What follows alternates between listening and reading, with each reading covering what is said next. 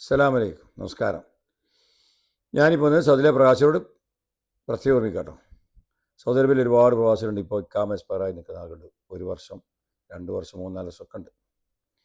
അപ്പോൾ അടുത്ത മാസം ജൂലൈ 30 മുമ്പ് ഇക്കാമ പുതുക്കി എഗ്രിമെൻറ്റ് പുതുക്കി തുടരുക, അല്ലെങ്കിൽ മറ്റൊരു സ്പോൺസർ കണ്ടെത്തിയിട്ട് അവരേക്ക് മാറി ഇക്കാമയും എഗ്രിമെൻറ്റ് പുതുക്കി തുടരുക.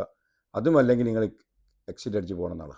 അപ്പോൾ എക്സിറ്റ് അടിച്ച് എംബസി പോകാൻ ഉദ്ദേശിക്കുന്ന അവിടെ എനിക്ക് പറയാനുള്ളത്, നിങ്ങളെ സ്പോൺസർ എവിടെയെന്ന് വെച്ചാൽ ആ സ്പോൺസർ നിൽക്കുന്ന ഏരിയയിലുള്ള അവിടെയാണ് നിങ്ങൾ എംബസിയിൽ രജിസ്റ്റർ ചെയ്യേണ്ടത്. കാരണം റിയാദ് ഏരിയയിലാണെങ്കിൽ റിയാദ് പിന്നെ ദമാമ്, അല്ലസ, അഫർബാത്ത്, ഹായിൽ അങ്ങനെയുള്ള ഏരിയയാണ് റിയാദ് മന്തക്കയിലുള്ള എംബസിയിൽ രജിസ്റ്റർ ചെയ്യേണ്ടത്.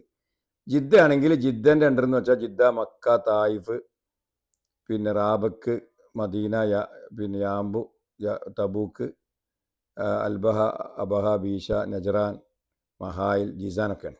അപ്പോൾ നിങ്ങളെ സ്പോൺസർ എവിടെയെന്ന് വെച്ചാൽ ആ ഏരിയയിലുള്ള ജിദ്ദയിലാണെങ്കിൽ ജിദ്ദയെ ചെയ്യുക, റിയാദിലാണ് റിയാദിൽ. നിങ്ങൾ ജിദ്ദയിൽ കഫീലാണെങ്കിൽ റിയാദ് കൊണ്ട് രജിസ്റ്റർ ചെയ്ത് കാര്യമില്ല. അങ്ങനെ അവിടെ രജിസ്റ്റർ ചെയ്തതൊക്കെ റിജക്റ്റ് ആയാലൊക്കെ നിങ്ങളുടെ സമയം വെറുതെ വേസ്റ്റാവും. അപ്പോൾ നിങ്ങൾ ആദ്യം ഉറപ്പ് വരുന്നത് ചിലപ്പോൾ നിങ്ങൾ പുതിയ സ്പോൺസർഷിപ്പ് മാറി റിയാദിൽ നിന്ന് ജിദ്ദയിലേക്ക് വന്നിട്ടുണ്ടാവും. അപ്പോൾ നിങ്ങൾ ചെയ്യേണ്ട ജിദ്ദയിലാണ്.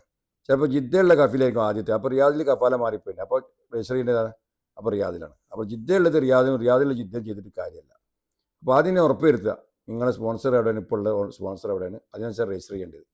അല്ലാതെ നിങ്ങൾ രജിസ്റ്റർ ചെയ്താൽ റിജക്റ്റ് ആവും, പിന്നെ നിങ്ങളുടെ സമയങ്ങളൊക്കെ വേസ്റ്റ് ആവും.